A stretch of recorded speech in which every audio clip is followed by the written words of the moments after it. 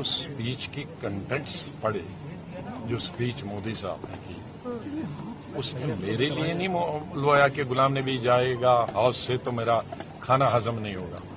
उसने एक घटना के बारे में बात की। शुक्र करिए, मैं मोदी साहब को समझता था बड़ा क्रूड आदमी है, शादी नहीं की है, बच्चे नहीं है, बीवी है, तो इसको कोई परवाह नहीं होगा। लेकिन कम से कम इंसानियत तो उसने दिखाई। जब मैं चीफ मिनिस्टर था कश्मीर में और गुजरात की टूरिस्ट बस पे गाड़ी के अंदर, नॉर्मली गाड़ी के बाहर लगता है ग्रेनेड, शीशा खुला था तो ग्रेनेड गाड़ी के अंदर बस्ट हुआ, तो लोग ऑन स्पॉट मर गए, किसी टांग नहीं थी, किसी की यहां नहीं थी, जख्मी हो गए।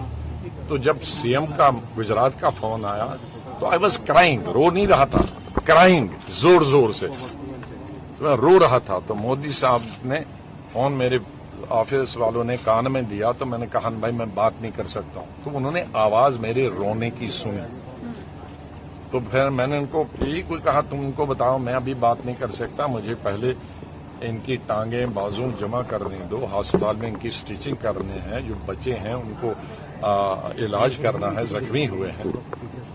फिर दिन भर वो किया, फिर पीएम दिन भर, सीएम दिन भर फोन करते थे कितने मरे, कितने जख्मी होंगे, कैसे भेज रहे हो।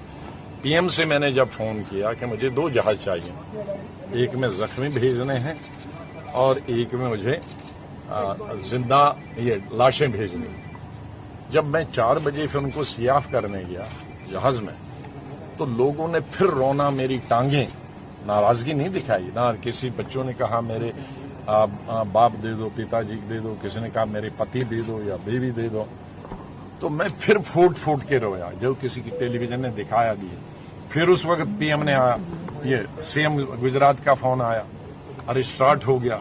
मैं बोल नहीं सकता, उसी चौक में मैं बोल जब रहा था तब देखा, उसको देखकर उन्होंने किया कि ये कौन सी बुरी बात है, ये मेरे लिए नहीं, उसके लिए जरूरत पड़ी कभी तो सर प्रधानमंत्री मोदी से बीजेपी से हाथ मिला सकते हैं। देखो, कांग्रेस में तो अनपढ़ों की जमात, और खासकर ये जो बैठे हैं क्लर्कल काम और प्लांट करने वाले, वो कांग्रेस में कभी नहीं रहे।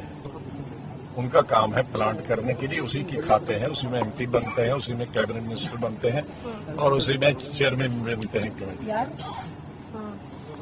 एबीसी जिसको जम्मू कश्मीर का मालूम है, मैं बीजेपी की कॉन्स्टिट्यूंसी में 1 वोट नहीं बढ़ा सकते, वो मेरी कॉन्स्टिट्यूंसी में आधा वोट नहीं बढ़ा सकते। ये अगर किसी को जम्मू कश्मीर की हिस्ट्री और पॉलिटिक्स मालूम है, उसका मालूम है। जो ये कहते हैं कांग्रेस और गुलाम नबी ये हो जाएंगे चीफ मिनिस्टर, उसका मालूम है कि उनका दिवालिया निकल गया है, उनको जम्मू कश्मीर के मालूम है। हमारी अलग कॉन्स्टिट्यूंसी, उनकी अलग कॉन्स्टिट्यूंसी, और वो कौन सी कॉन्स्टिट्यूंसी आपको मालूम है? सर पोस्टपोल अलायंस हो सकता है? पोस्टपोन किसको आता है जी? पार्टी में दूसरी पार्टियां भी तो हैं, मैं अकेली पार्टी हूँ, मैं तो अभी जन्म ही ले रहा हूँ। तो उस वक्त क्या स्थिति होगी? अभी यह है जो कांग्रेस, देखो इन 1 साल में हमारे 3 सिटिंग एमएलए भाग गए, जिनमें 2 कैबिनेट मिनिस्टर थे। हमारे 90% डिस्ट्रिक्ट प्रेसिडेंट भाग गए इस 1-1.5 साल, 90%। हमारे दूसरे, इससे पहले हमारा जो ग्रुप था वही बचा। मैंने मिसेस गांधी को बताया कि आपके लोग कहते हैं इंडिसिप्लिन, हमको बधाई दे दो कि वो दूसरी पार्टी में जाने वाले थे, मेरे इंडिसिप्लिन की वजह से मेरे साथ तो रहे, वरना वो भी दूसरी तरफ जाने वाले थे। तो ये एटलीस्ट कांग्रेस को मानने वाले, यही कारण है कि जिला परिषद और ब्लॉक समिति के 99% मेरे साथ आ गए, क्योंकि उनको मालूम है कि संगठन को बचा नहीं सकता है या लीडरशिप नहीं होती। वो 99% मेरे गए बगैर ही आया, और मिनिस्टर्स और एक्स एमएलए एमएलसी वो 80% मेरे साथ आ गए। 6 एमएलए हमारे बच्चे थे अभी सिटिंग मतलब रिजॉल्व असेंबली, बाकी तो भाग गए थे। उनमें से 6 में से 5 हमको आए और 6 पीसीसी प्रेसिडेंट। तो मैं नहीं होता तो ये जो 5 थे ये बीजेपी तो नहीं जाते, ये दूसरी पार्टी में जा रहे थे। तो मैंने उनको रोका कहा आपने कांग्रेस में नहीं रहना। मैंने कहा आप कहीं नहीं जाओ, मैं अलग पार्टी। कहा फिर हम मिलते। तो ये हमने कांग्रेस को मान लिया, कांग्रेस की आइडियोलॉजी को मानने वालों के लिए बनाई।